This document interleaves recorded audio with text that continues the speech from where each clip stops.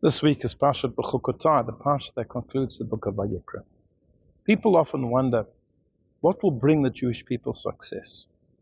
We've had a difficult time throughout our history, specifically the last few months since the 7th of October, a terrible pogrom on Simchat Torah. What does Hashem ask of us? What does He want from us? Can't we be left alone to just serve Him and do what we want to do? And of course, Parshat Bechukotai is famous because it has the curses.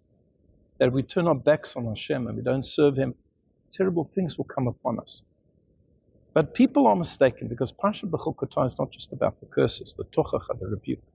It's also about the blessings. In Bechukotai telechu. Hashem says, if you walk in my ways and my statutes and you study Torah with diligence and you keep the mitzvot, you will have blessing. Maybe not as an individual person, but as a nation as a whole. You will have blessing. You'll have blessing in the crops. You'll have blessings in the rain. You'll have blessings from your children. You'll have blessings from your animals. If we want to be successful, there's a recipe. The Torah tells us what the recipe is. The recipe is live an upright life as a Jewish person. Study the Torah. Do the mitzvot. Because the type of lifestyle that will come as a result of studying Torah and doing mitzvot is the best type of lifestyle. It's a lifestyle that calls upon you to look after your neighbor, to give charity, to do kindness, to have respect for other people and to have respect for other people's property, to only eat certain things, to control your consumption, to turn to Hashem, to have a day every single week where you stop, Shabbat, where you realize that I'm not in control. There's a master of this universe. If we would do this as a nation, then the blessings that are promised us in Parshat Bechukotai would come true. There's no doubt about it. But unfortunately, we think we know better. We think that we know what will make Hashem give us blessing. And it's not always true.